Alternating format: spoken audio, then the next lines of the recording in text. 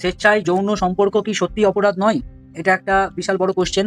কারণ আমরা জানি যে যৌন সম্পর্কে যেসব জড়িত আছে যারা বা যিনারা, তিনারা কিন্তু সবাই এটা একটা অপরাধ হিসাবেই সবাই কিন্তু আমাদের যে পুলিশ প্রশাসন থেকে শুরু করে বিভিন্ন যে সোশ্যাল মিডিয়াতে আমরা সবাই এটাই জেনে এসেছি এবং এটা কিন্তু এখন পর্যন্ত প্রচলন আছে। কিন্তু এই নিয়ে অনেকেই যে সমালোচনা চলছে যে এরকম কোনো একটা রায় বেরিয়েছে বা এরকম কিছু শোনা যাচ্ছে যে এটা নিয়ে কিন্তু সম্মতি মিলেছে যে এরকম যদি স্বেচ্ছায় কেউ যৌন যে কর্ম করতে করে সেটা কিন্তু কোনো রকমের অপরাধ বলে গণ্য হবে না। এরকম টাইপের একটা কোনো রায় বেরিয়েছে। তো এই নিয়ে আমরা আলোচনার যে মূল বিষয় এটাই আমাদের যে এটা কি আদৌ সত্যি, এটা কতটা সত্যি, এটা নিয়ে আজকে আমাদের মেন যে ভিডিওর যে টপিক। তো এটা নিয়ে আমরা আগে পুরো ডিটেলসটা জেনে নেব যে স্বেচ্ছাধীন সম্মতি বলতে কি বোঝায়, যে কোনো রকম ভয়ভীতি বা হুমকি বা প্রলোভন ছাড়াই যারা সম্পূর্ণ নিজের স্বাধীন ইচ্ছায় যে সম্মতি দেয় সেটাকে কিন্তু স্বেচ্ছাধীন সম্মতি বলে বলা হচ্ছে। এছাড়া স্পষ্ট বা ইঙ্গিতপূর্ণ যে ইঙ্গিত ভাবে যে বোঝানো হচ্ছে বা প্রতিরোধ না করার যে সম্মতি নয়, এই নিয়ে আমরা ডিটেলসে আজকে আলোচনা করছি যে এই ঐতিহাসিক রায় কাদের জন্য। সবার আগে জেনে নিই যে এটা কাদের জন্য।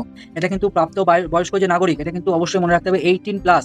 যারা আমরা জানি যে আমাদের 18+ যখনই হয়ে যায় তখনই কিন্তু যে প্রাপ্তবয়স্ক তখন কিন্তু হয় বলে গণ্য করা হয়। তো যতক্ষণ না 18 বছরের উপরে হচ্ছে ততক্ষণ কিন্তু প্রাপ্তবয়স্ক নাগরিক হিসাবে মেনে নেওয়া হচ্ছে না। সুতরাং এই যে ঐতিহাসিক রায়টা বা এই যে রায়টা বেরিয়েছে এটা কিন্তু প্রাপ্তবয়স্ক নাগরিকদের জন্য এটা মানে অ্যাপ্লিকেবল হচ্ছে। যে সমস্ত পুরুষ ও নারীর বয়স 18 বছর না বা তার বেশি, তারা আইনভাবে নিজেদের সিদ্ধান্ত নিজে নেওয়ার জন্য সম্পূর্ণ উপযুক্ত এবং স্বাধীন। এটা বলেই কিন্তু শোনা যাচ্ছে। পারস্পরিক সহমত বলতে কি বোঝায়? সম্পর্কের মধ্যে উভয় পক্ষেরই সমান অধিকার রয়েছে, যেখানে কোনো রকম জোর জবরদস্তি বা প্রলোভন ছাড়া শারীরিক সম্পর্কে লিপ্ত হওয়ার সিদ্ধান্ত নেওয়া হয়।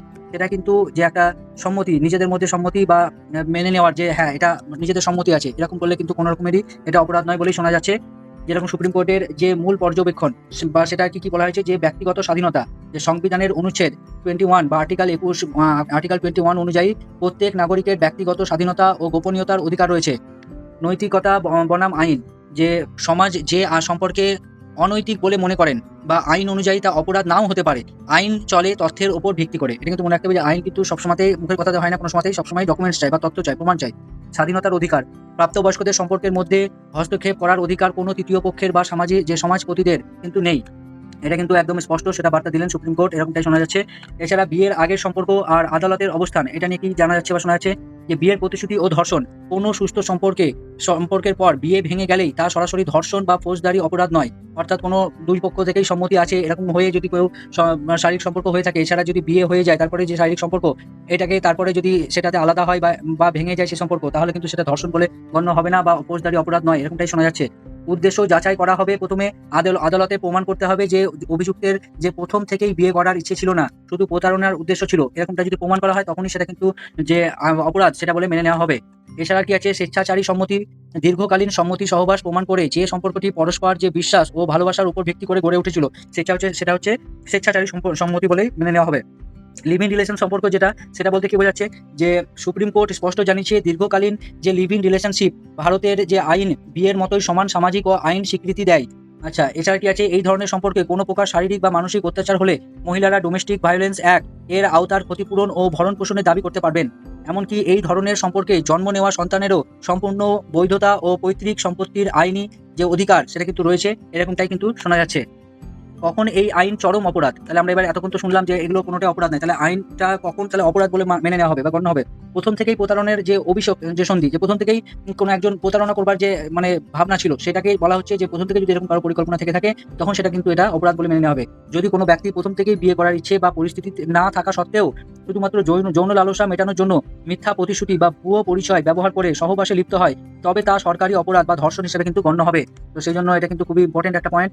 আচ্ছা, বল প্রয়োগ বা ব্ল্যাকমেল, অনেকেই বল প্রয়োগ বা ব্ল্যাকমেল করে কিন্তু এরকম টাইপের করার চেষ্টা করেন, এটাও কিন্তু একটা বিশাল বড় অপরাধ। বল প্রয়োগ বা ব্ল্যাকমেলটা কি? যদি শারীরিক বা মানসিক ভীত যে প্রদর্শন করে, ব্ল্যাকমেল করে, যে আপত্তিকর ছবি ইন্টারনেটে ছেড়ে দেওয়ার যে ভয়, সেই ভয় দেখায়, অথবা মাদক প্রয়োগ করে সম্মতি আদায় করার চেষ্টা করে, তবে তাকে চরম অপরাধ হিসেবে কিন্তু দণ্ড দেওয়া হবে। এটা কিন্তু মাথায় রাখতে হবে।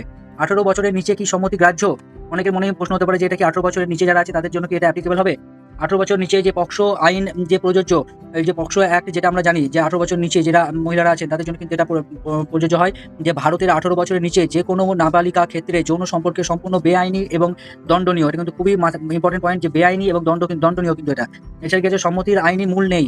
আইনি কোনো মূল্য নেই। যে নাবালিকা নিজে যে সজ্ঞানে স্বেচ্ছায় সম্মতি দিলেও আইনের চোখে তা কোনো বৈধ নেই। অর্থাৎ যদি কোনো নাবালিকা অর্থাৎ 18 বছরের কম বয়সী মহিলা যদি নিজে বলে যে না এটা আমি নিজে সম্মতি দিয়েছিলাম, তবুও তার কথার কোনো কিন্তু এখানে ভ্যালু হবে না বা তাকে গণ্য হিসেবে মেনে নেওয়া হবে না, কারণ তার এখন 18 বছর হয়নি। এটা কিন্তু আইনের দিক থেকে কোনো তার যে বৈধতা, সেই বৈধতা কিন্তু নেই, যৌন নির্যাতন হিসেবে গণ্য।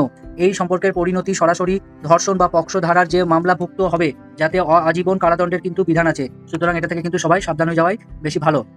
আচ্ছা, সাধারণ মানুষের জীবনে রায়ের গুরুত্ব, যে ব্যক্তিগত স্বাধীনতার যে জয়, নীতি, পুলিশ থেকে মুক্তি, আচ্ছা মিথ্যা মামলার প্রতিরোধ, এগুলো ছোটখাটো পয়েন্ট আছে, এরকম আর কিছু নেই। আইনি বনাম যে সমাজ অপরাধে আপনার মতামত কি? আচ্ছা, সমাজে আপনার মতামত এখানে কি বলতে চাইছে? আপনার মতে প্রাপ্তবয়স্কদের সম্পর্কে আইন এবং সমাজের অনুশাসনের মধ্যে ভারসাম্য কিভাবে হওয়া উচিত? নিচে কমেন্ট করে অবশ্যই আপনাদের যে মতামত সেটা কিন্তু জানাবেন, কমেন্ট করে জানান। আর যদি চ্যানেলে নতুন এসে থাকেন অবশ্যই সাবস্ক্রাইব করতে ভুলিয়েন না। এই ধরনের আমরা যত রকমের স্কিম হয় রিলেটেড বা বিভিন্ন আপডেট বা বিভিন্ন জব রিলেটেড খবর আমরা কিন্তু অবশ্যই এই চ্যানেলে দিতে থাকি। ভিডিও ভালো লাগলে অবশ্যই লাইক করে দেবেন এবং নিজেদের বন্ধুদের মধ্যে শেয়ার করতে ভুলিয়েন না। নমস্কার, দেখা হচ্ছে পরের ভিডিওতে।